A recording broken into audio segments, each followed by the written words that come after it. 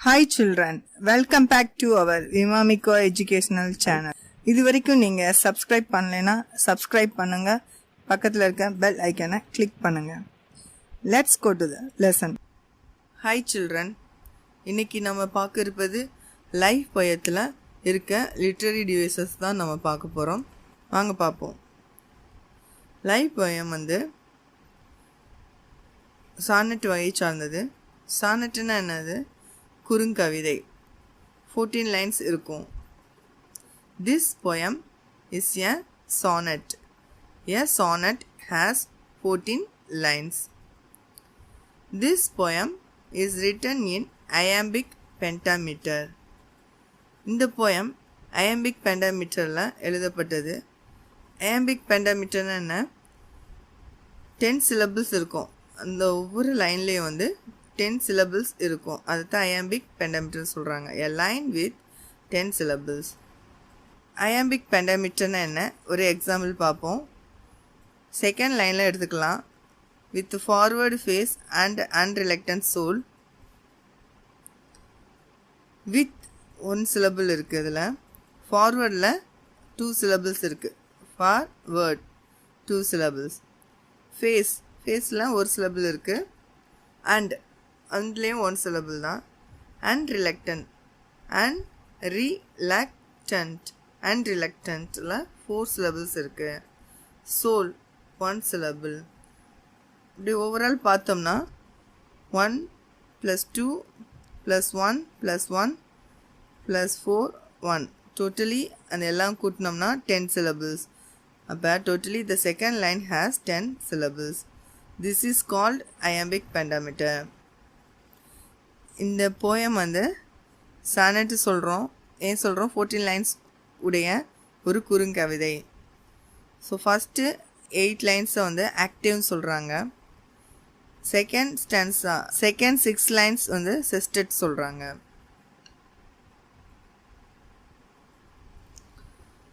வாங்க rhyme scheme பார்ப்போம்.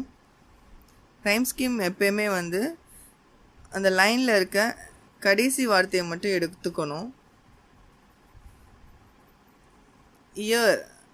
இயரில் வந்து அது மட்டும் கிடையாது, அதில் எண்ட் ஆஃப் த சவுண்டை தான் நம்ம நோட்டீஸ் பண்ணணும். இயரில் வந்து முடியுது. அப்போ இதுக்கு ஒரு புது சவுண்டு, அப்போ கொடுத்துக்கலாம். சோல் இல்ல முடியுது. ஏயோட சவுண்டோட ஒத்து போகுதான், அது இது வந்து இல்லு. அப்போ வந்து இது வந்து என்னது?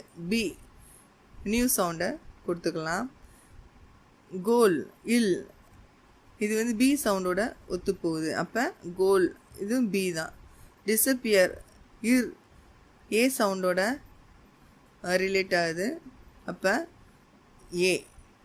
Fear sound A. ஹோல் இல் சவுண்டில் முடியுது பி. டோல் இல்ல முடியுது பி. சியர் இர்ல முடியுது. ஸோ ரைம் ஸ்கீம் இதனுடைய ரைம் ஸ்கீம் என்னது? A B B A A B B A. வாங்க ரைமிங் வேர்ட்ஸ் பார்ப்போம். ரைமிங் வேர்ட்ஸும் அதுதான். எண்ட் ஆஃப் த சவுண்ட் சேமாக இருக்கிறது. soul, goal, hole, toll, ear, disappear, fear, cheer. இதெல்லாம் ரைமிங் வேர்ட்ஸ். வாங்க செகண்ட் ஸ்டென்ஸ் போகலாம். இதுக்குரிய ரைம் ஸ்கீம் பார்ப்போம். டவுன் இன்ல முடியுது. ஸோ நியூ சவுண்ட் ஏ. ஜாய் ஈல முடியுது. அப்போ பி சவுண்டு. பாய் பியோட சவுண்டோட ஒத்து போகுது. அப்போ பி. க்ரௌன் ஏ சவுண்டோட. அப்போ ஏ.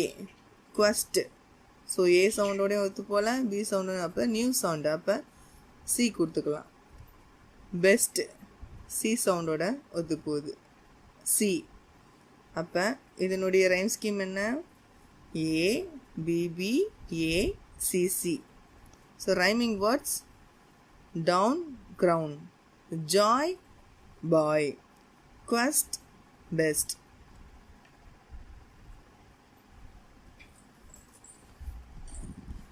alliteration பார்க்க போகிறோம்.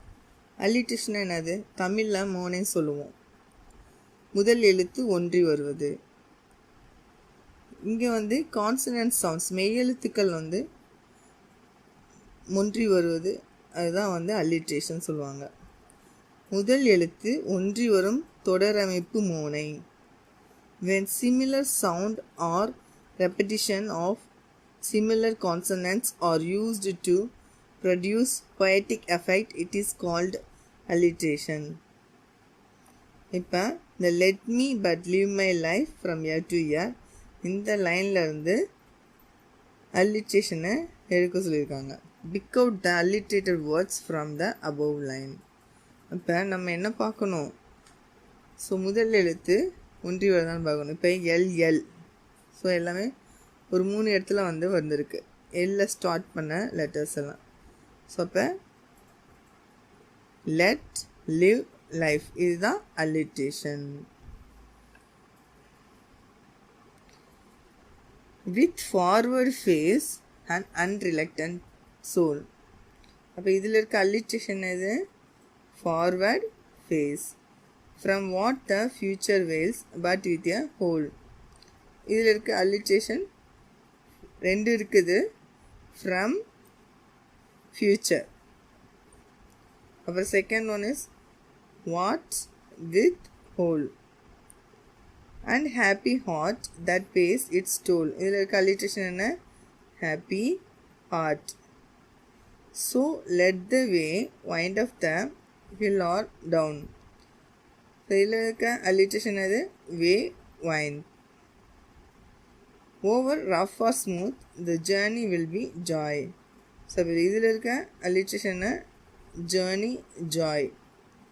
Still seeking what I sought when but a boy. இதில் இருக்க alliteration still seeking sought. Poet இந்த போயத்திற்கு அழகு சேர்க்க அணியை பயன்படுத்துகிறார். அதுதான் நம்ம இங்கிலீஷில் வந்து ஃபிகர் ஆஃப் ஸ்பீச்னு சொல்கிறோம்.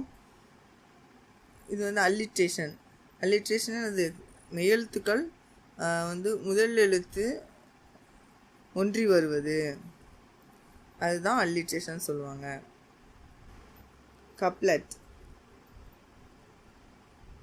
கப்லெட்னா என்னது? அடுத்தடுத்த வரிகளின் கடைசி வார்த்தைகள் ஒரே மாதிரியான உச்சரிப்பை கொண்டிருக்கும் 2 வரிகளும் இணைந்து ஒரு நீதி கருத்தை உணர்த்தும். அதாவது ரைமிங் வேர்ட்ஸ் இருக்கும், கடைசியில் சேமாக இருக்கும். ஸோ இதைத்தான் கப்லெட்னு சொல்கிறாங்க. a pair of lines in a poem, especially when connected by rhythm, rhyme. words that end with the same sound or meaning. பார்ப்போம். with forward face and unreluctant soul, not hurrying to, not turning from the goal. couplet. my heart will keep the courage of the quest and hope the road's last turn will be the best. so quest, best. couplet.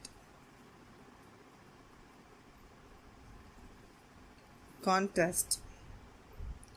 opposite words separated by a conjunction and or.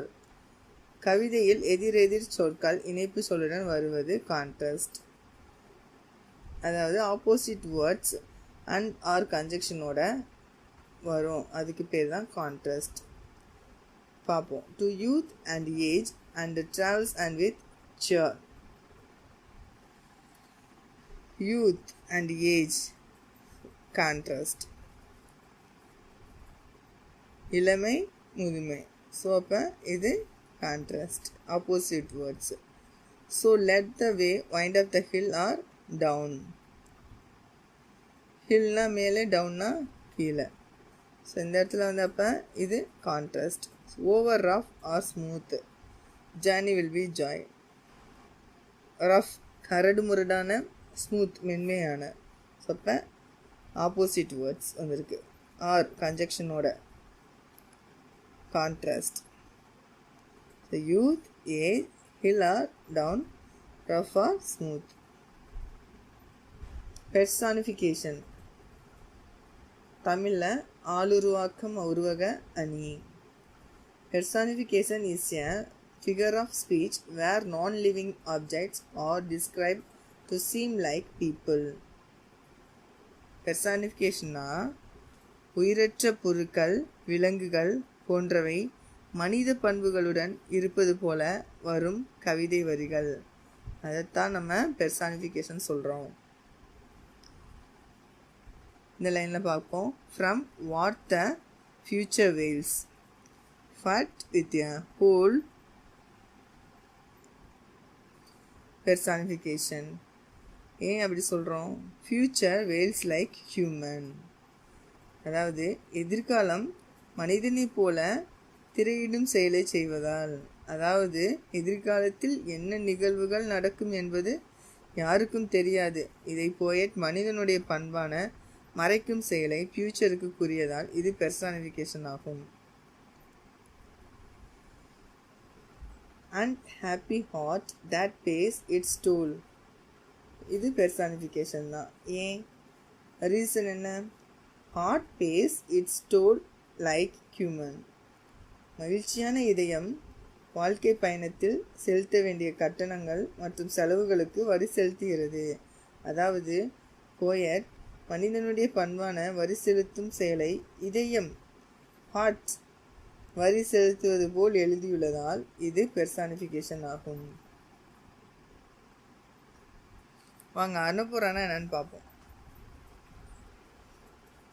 Anaphora is a special form of repetition that occurs at the beginning of the successive clauses or lines. அடுத்தடுத்த வாக்கியங்கள் அல்லது வரிகளின் ஆரம்ப சொல் அல்லது சொற்றொடர் மீண்டும் மீண்டும் வருவது அனஃபோரா ஆகும். இது ரெப்படிஷனின் ஒரு சிறப்பு வகை. அனஃபோரானா ஒரு வார்த்தையோ அல்லது சொற்றொடரோ அடுத்தடுத்த லைனில் தொடர்ந்து வந்துச்சுன்னா அதுக்கு பேர் அனஃபோரான்னு சொல்லுவாங்க. இங்கே நாட்ன்ற வார்த்தை அடுத்த லைன்லேயே வந்திருக்கு. ஸோ அப்போ இது என்னது? அனஃபோரா.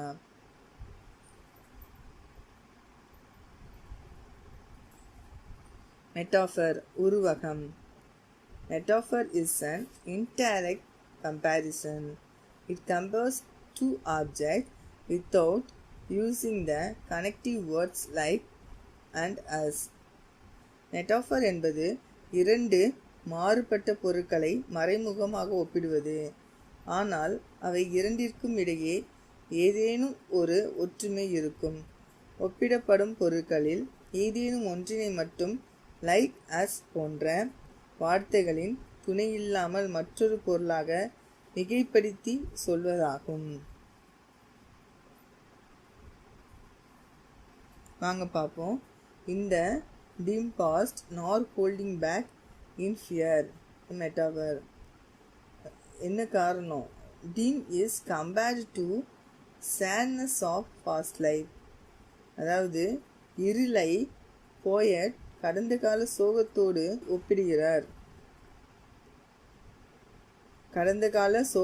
ஒப்பிடுகிறார்.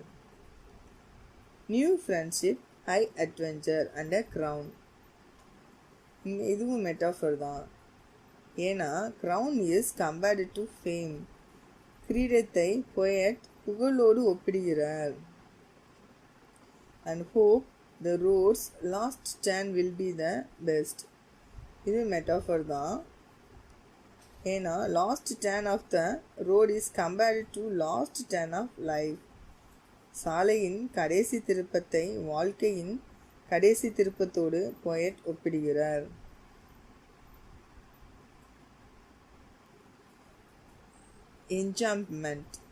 என்ஜாம்ப்மெண்ட் அடி கடந்து நீளும் வாக்கியம். The continuation of a syntactic unit from one line of verse into the next line without a pause. அதாவது ஒரு லைன் அதில் முடிவு இல்லாமல் ரெண்டாவது பாஸ் எதுவுமே பயன்படுத்தாமல் அடுத்த லைனில் அது தொடரும்போது அதற்கு என்ஜாம்மெண்ட்னு சொல்கிறாங்க. இப்போ இப்போ டிஸப்பியர் வந்து அடுத்த லைனில் தான் நம்ம முடிவு பெற்றிருக்கு அந்த சென்டென்ஸோட மீனிங் இந்த டீம் பாஸ்ட்.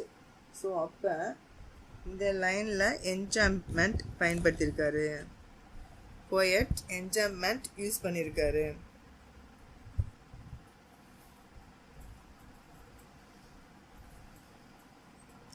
வாங்க எல்லாத்தையும் நம்ம ஈஸியாக எப்படி நம்ம நினைவில் வச்சுக்கோன்னு பார்ப்போம்.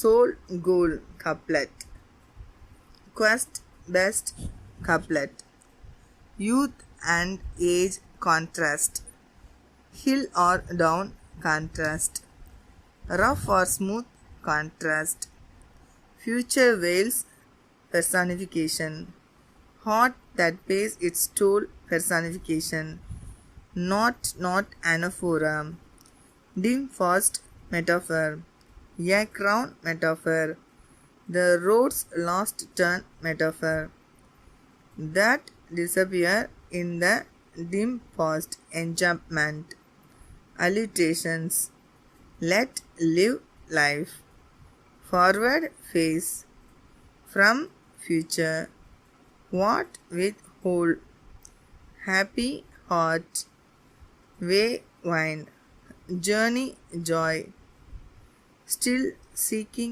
sought. This poem is a sonnet. A sonnet has 14 lines. This poem is written in iambic pentameter, a line with 10 syllables. Sonnetனா 14 lines இருக்கணும். First 8 lines active சொல்லுவாங்க, second 6 lines வந்து sestet சொல்லுவாங்க. First stanza 1 to 8 lines, rhyme scheme A B B A A B B A, rhyming words year, disappear, fear, cheer, soul, goal, whole, toll. Second stanza 9 to 14 lines, rhyme scheme A B B A C C, rhyming words down, crown, joy, by, quest, best. That's all children. Thank you children. இந்த video பிடிச்சிருந்தா like பண்ணுங்கள், share பண்ணுங்கள், comment பண்ணுங்கள்.